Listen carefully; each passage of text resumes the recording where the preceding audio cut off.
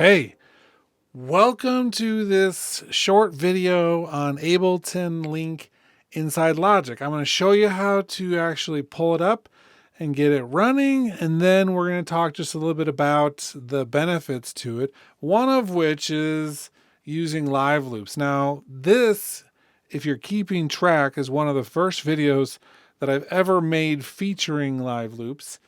And there's a reason. I mean, because this is what this thing does. This is the strength of it. Now, if you come into your project settings under synchronization, this is where you turn on Ableton Link. I've already got it on, but this is the place. And then you can transmit and receive start-stop information. Not every app uses that. In this case, we're going to be showing one that it doesn't matter with, but that's okay. Up here then, you'll see the little blue line that constantly is spinning. And if you look down here, you'll see that it's also moving about the same. I can turn it on and off right here, but that tempo information is what's important. If I push play on one of these,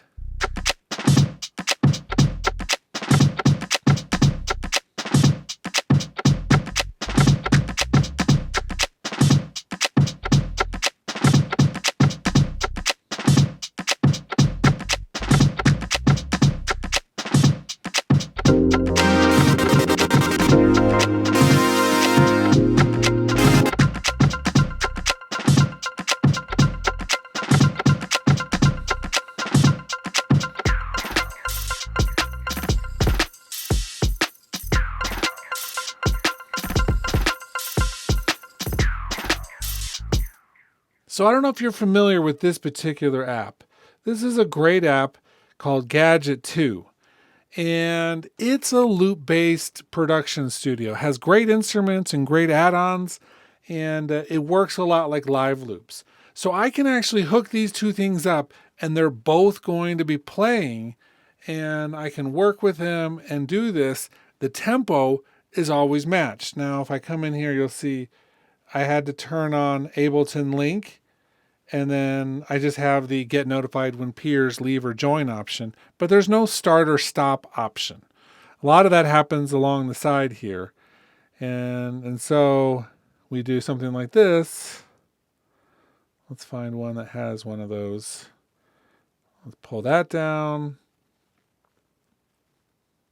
like down here.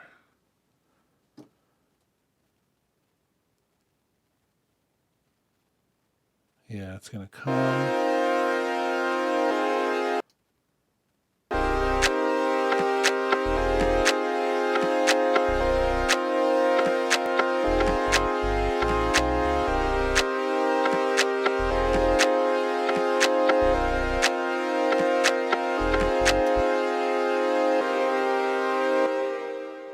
It doesn't match pitch. It doesn't match key signature. This is just a timing thing, so that whenever we're doing something, we will be matching. Now, this is great. If I wanted to be like on a stage with 3 other people all using Gadget or Logic or Ableton or whatever, we could all have this thing spinning, and we can be like, okay, this is the harmonic world we're going to live in. Everyone jam along. You're going to be in charge of the percussion. You're going to be in charge of the pads, and then everything is going to work. This requires no connections that are hardwired, but you do have to be on the same network. And it has to be a clean network signal. You can't have like a bazillion people on it. And so there's something to be said about doing this on a stage. You want to make sure you have a dedicated router type situation. But I just have never used anything for this purpose that was so simple and yet works so well. And so I think that I'm curious about this. I'm curious about using it more. Now, I will say in this particular case, I am using one additional piece, which is nice. And that is I'm using the IDAM protocol. Let's do the audio devices. So I've connected my iPad via a cable and turned it into an audio interface. And I also have it here as a MIDI thing, so I can send MIDI out to the iPad from Logic. The reason, of course, being so you could hear what I'm doing. When I set my input device, it says iPad. And so that means whatever we're doing, I can hear it because it's coming in on instrument channel 22. So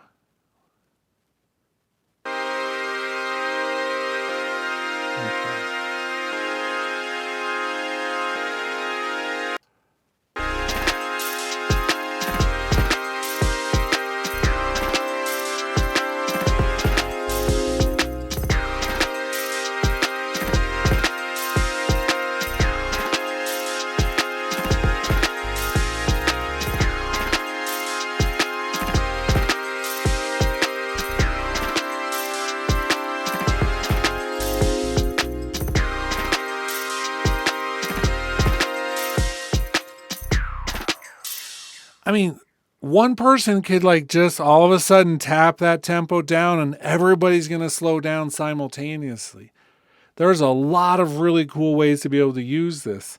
And this is just an introduction to it. So I'm going to be spending some more time with this, exploring multiple devices, seeing how this works, and hopefully even being able to perform with it. But I just want to do an introduction to this amazing new addition into Logic that perhaps some of you may have overlooked or not realized just how cool it could be in a workflow. That's it for this video. I hope you're having a great week, and more coming soon.